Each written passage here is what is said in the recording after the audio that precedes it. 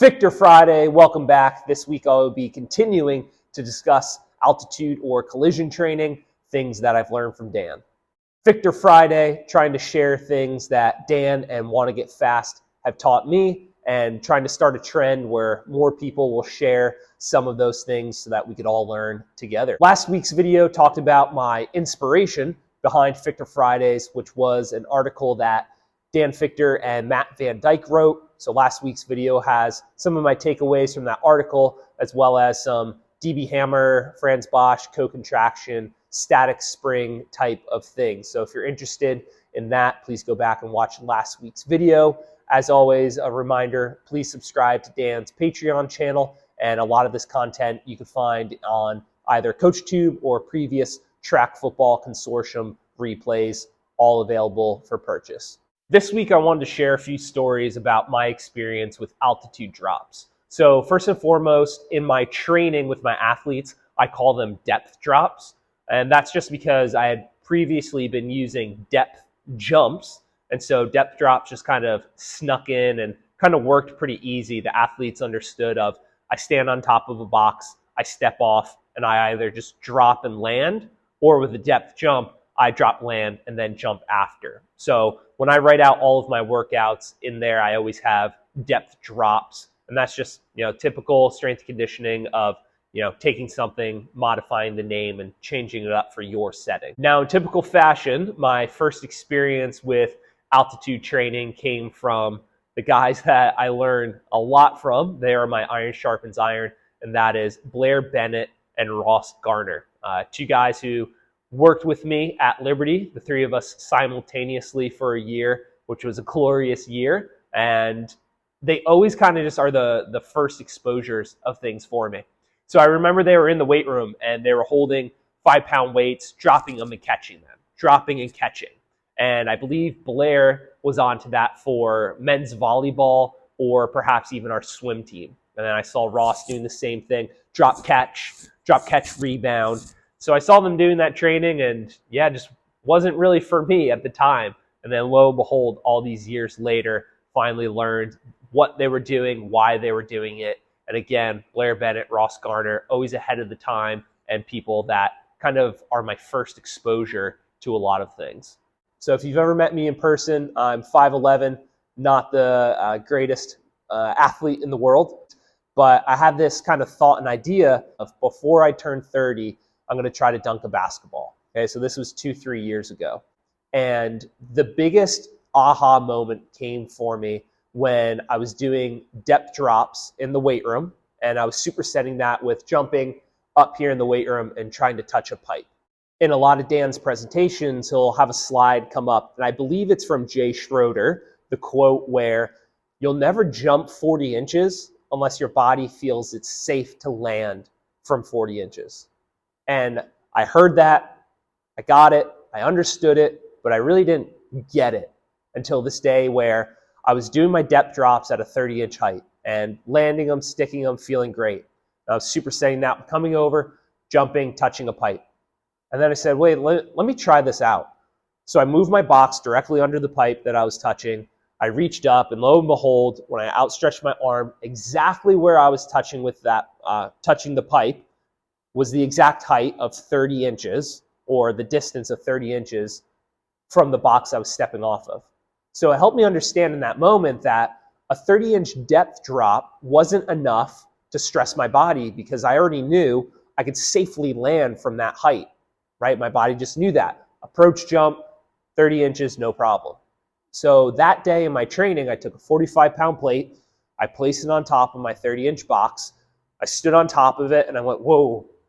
I felt that sensation of like, this is scary. This is too high. And right away I knew, okay, now I'm pushing my body. Now I'm teaching my body that I need to break through that ceiling or that governor that it had put on me. So I'm jumping, doing depth drops from 30-inch height, no problem. I put a 45-pound plate on top. I step off, I land, and immediately I have deformation in my ankles, knees, hips. My back kind of collapses a little bit. A huge aha moment of, if I want to continue to push my jump height, I need to continue to push the height that my body feels it's safe to land from. And that was a massive moment for me. I won't leave you with the cliffhanger. Did I accomplish the dunk or not? I did not. There's a moment where I think I got greedy, trying to dunk too many times in a week, attempting it, and just blew up my left shin. I was a 1 foot dunker, and just that steep angle coming in on that penultimate step just was destroying my left shin. It hurt, the pressure of having my sock on my shin there. So I was like, I better stop. And so I didn't get it. I got a little basketball. That was cool for almost 29, almost 30-year-old 5'11" dude, but never got the full ball, unfortunately. Last year, so that would be summer of 2022, when Dan Fichter, Chris Korfis, and Cal Dietz put on the Revolutions in Speed Clinic up in Minneapolis, Minnesota at Cal's school, University of Minnesota. This conference, this clinic was it was phenomenal. It was an absolute game changer. It's available for purchase on CoachTube, and it just is what it is. You have to buy it. And from Dan's presentations and then the in-weight room kind of just live demonstrations and just sort of the practical aspect of things, that really took altitude or collision training to an absolutely another level for me. One of the big exercises that I took away from the in-weight room portion were exercises or a progression that I just call falls into the wall. And again, Dan really helped me understand that collision training is not just stepping off of a box or catching something, but it's any moment where our body is colliding with the ground, whether it's through a sprint, whether it's through a jump, and not just colliding with the ground, but colliding with any sort of object, whether it's another person, whether it's a hockey puck, whether it's a baseball, whether it's a football. Collision training and collisions are happening nonstop all over the weight room. So with falls into the wall, I can't exactly remember who came up with it or who I heard about it first from, but I do remember it was Chris Korfist who demonstrated it. And after doing this exercise, I just kept thinking like, holy, my abs are absolutely smoked. With these players doing their falls into the wall, you can kind of see how, okay, they're falling, they're letting gravity pull them, they're making a collision or an impact with the wall. And the big thing to notice is, what are their feet doing when they're on the ground? Are they faulting towards their pinky toe? But then the other thing is just look at the cores. I don't want any sort of change or shift or massive anterior pelvic tilt occurring as they're colliding with the wall. Because if they're doing that, it's just showing that they can't handle that force from falling into the wall, catching and stabilizing themselves.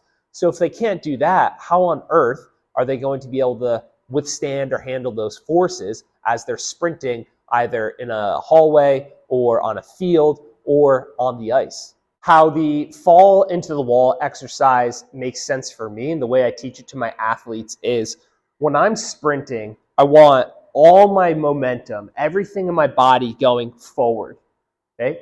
But if we think about weakness in the foot, when that foot strikes the ground, if your heel collapses, now rather than all your momentum going forward or all your mass going forward, your heel is going backwards. So that's why we need strong or stiff feet. With the fall into the wall, I'm using that to keep my, for lack of a better word, core moving forward, right? So my foot hits the ground, and as my big, strong, powerful quads, hamstrings, glutes are extending me forward, if my core can't handle that impact or can't handle that collision, what ends up happening is I dump my hips forward, and now my upper body or back is now going to be moving backwards rather than all my momentum, all my mass carrying me forward.